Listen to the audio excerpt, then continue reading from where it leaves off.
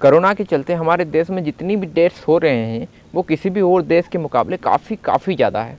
अब तक मौतों के आंकड़े 2.96 लाख हो चुके हैं और ये सिर्फ ऑफिशियल रिकॉर्ड है। और यहाँ पे मैं 23 जून तक ही बात कर रहा हूँ।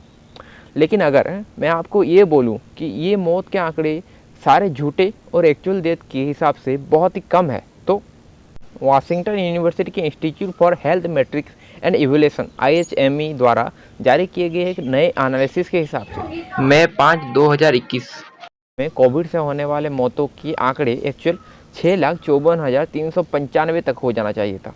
लेकिन अगर ऑफिशियल रिपोर्ट्स की बात करें तो ये आंकड़े अभी तक सिर्फ 2,21,181 का ही है।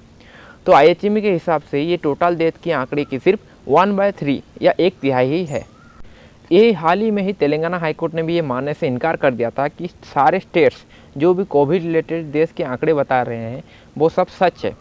और सारे स्टेट्स को ये ऑर्डर भी दिया गया था कि सब अपने अपने वास्तविक और ठीक आंकड़े बताएं।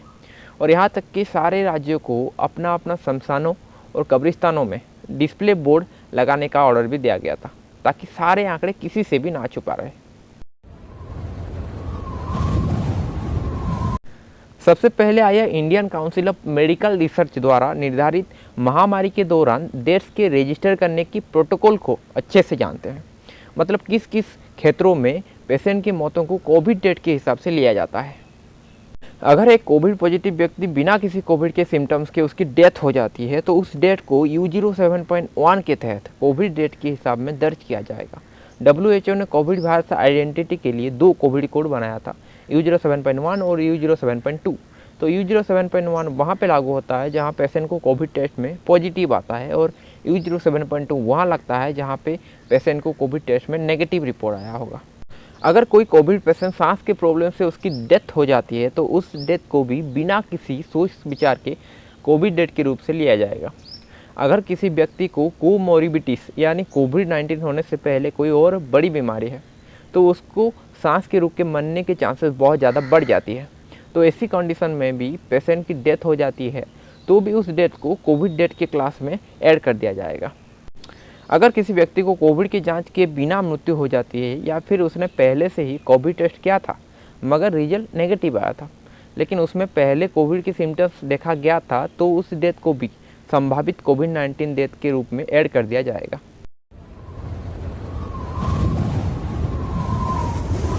सरकार अब सिर्फ हॉस्पिटल में मिली रिकॉर्ड को ही डाटा के हिसाब से ले रही है, और डाटा एक्सपर्ट्स के माना जाए तो ऐसे चीज़ों में डॉक्टर्स पे भरोसा करना बहुत बड़ी गलती होगी। MCCD जो कि मेडिकल सर्टिफिकेट होती है जिसमें डेथ की रीजन बताए जाते हैं, वो 2 पार्ट्स में डिवाइड होती है। पहले पार्ट में जिसमें कि सडन और पहले की डिजीज को मेंशन किया जाता है, जैसे मरने से पहले पेशेंट को क्या बीमारी थी, और दूसरा पार्ट जिसमें कि मौत क्यों हुई है वो रीजन को मेंशन किया जाता है। मगर उस मृत्यु के लिए कौन सा डिजीज रेस्पॉन्सिबल है या फिर कौन सा कंडीशन था उस पेशेंट की जिसमें उसकी मौत हुई है वो नहीं बताया जाता है। और इसी के हिसाब से अगर कोई पेशेंट को पहले से ही कोई और बीमारी है और फिर उसको कोविड भी हो जाता है और उसकी हार्ट अटैक या फिर सांस रुकने से मौत हो जाती है, तो मेडिकल रिपोर्ट में मौत की रीजन को कोविड नहीं बल्कि हार्ट अटैक या सांस के रुकने की वजह से मौत बताया जाएगा। हमारे इंडिया में जो मेडिकल सर्टिफिकेशन होता है वो बहुत ही ख़राब है, और इसी वजह से डेथ की क्लासिफिकेशन करना बहुत ही डिफ़िकल्ट हो जाता है, विशेष रूप से वो जो डेथ के लिए एक्चुअल रीजन है। ICMR के निर्देश के हिसाब से अगर कोई व्यक्ति कोविड पॉजिटिव था लेकिन उसकी मौत सांस रुकने की वजह से हुई है, या फिर उसकी कोविड टेस्ट ही नहीं हुई थी लेकिन उसी वजह से ही उसकी डेथ हुई है, तो उसको कोविड रिलेटेड डेथ माना जाना चाहिए। रिपोर्ट के अनुसार ये भी एक रीजन है जहाँ पे कि कोई कोविड पेशेंट को हेल्थ कंडीशन ठीक हो गया समझ के डिस्चार्ज कर दिया जाता है, मगर उसके कुछ दिनों बाद ही उसकी मौत हो जाती है, और उस स्थिति में भी उस डेथ को रिकॉर्ड किया नहीं जा पाता।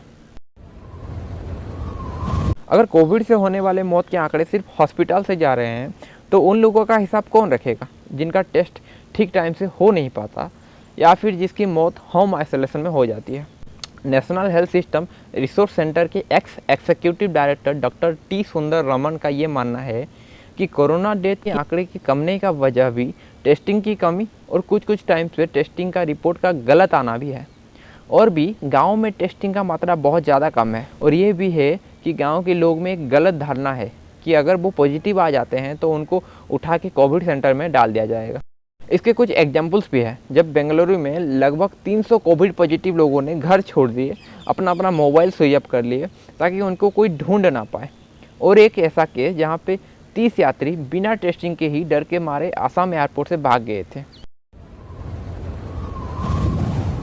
इंडिया में हमारे पास कोई फॉर्मल पब्लिक हेल्थ डिपार्टमेंट नहीं है जो कि कोई भी पेशेंट्स की डेथ की सटीक ट्रैक और रिकॉर्ड्स रखें। National centre for disease control जैसे हमारे पब्लिक के लिए सिर्फ एक ही हेल्थ इंस्टीट्यूशन है, पर उनको भी डेथ की जानकारी रखनी नहीं पड़ती। अगर किसी जगह पे बहुत ज़्यादा डायरिया फैला हुआ है और वहाँ पे डायरिया की वजह से बहुत सारे डेथ्स हो रहे हैं और उसी जगह कोई एक पेशेंट किसी और वजह से डेथ हो जाती है, तो हेल्थ डिपार्टमेंट उस केस को भी हैजा के हिसाब से ले जाती है। यूपी सरकार ने पंचायत इलेक्शन के दौरान कोविड से मरने वाले 135 पोलिंग ऑफिसर्स को 30 लाख कंपेंसेशन देने के लिए घोषणा की है। उत्तराखंड में पूर्व सीएम ने भी जून 2020 को कोविड से शिकार लोगों के परिवार को 1 लाख देने के लिए कहा है। मध्य प्रदेश सरकार ने भी ड्यूटी के चलते कोविड-19 के शिकार हुए पुलिस कर्मचारियों को 50 लाख देने की घोषणा की है। और हाल ही में ही सुप्रीम कोर्ट में एक पिटीशन दाखिल किया गया था जिसमें ये कहा गया था कि जिसकी भी कोविड के चलते ऑक्सीजन की कमी की वजह से डेथ होती है उसके लिए मुआवजे का इंतजाम किया जाए। लेकिन यहाँ पे सवाल ये उठता है, जब कभी भी किसी कोविड पेशेंट की मौत को गलत तरीके से रिपोर्ट किया जाता है, क्या तभी भी पेशेंट की फैमिली को वो मुआवजा मिलेगा? और दूसरी बात, किसी को कोविड है और आगे से पता चल जाए तो उसे अच्छी ट्रीटमेंट भी मिल जाएगी और उसकी वजह से किसी और को संक्रमित होने का खतरा भी टल जाएगा। मगर रिपोर्टिंग ही गलत हो जाए तो दोनों में से किसी को भी रोका नहीं जा सकता। हाँ, अगर शहरी क्षेत्रों और ग्रामीण क्षेत्रों से मेडिकल टीम लगातार संपर्क में रहे और वीकली डाटा कलेक्ट कर पाए तो शायद डाटा को थोड़ा सा एक्यूरेट किया जा सकता है और ऐसे फिर कोविड के हॉटस्पॉट को जान के वहाँ पे वैक्सीनेशन की मात्रा की तेज़ी को बढ़ाया जा सके। और हॉस्पिटल के बाहर या घर पे आइसोलेशन में किसी की मौत हो जाती है तो उसको कब्रिस्तान और शमशानों से डाटा को डेली बेसिस पे लेके कोविड डैशबोर्ड में अपडेट किया जाना चाहिए। तो आज की वीडियो के लिए इतना ही। वीडियो अच्छा लगा तो लाइक कीजिए, शेयर कीजिए, सब्सक्राइब कीजिए हमारे चैनल TVS 2 भारत सच को।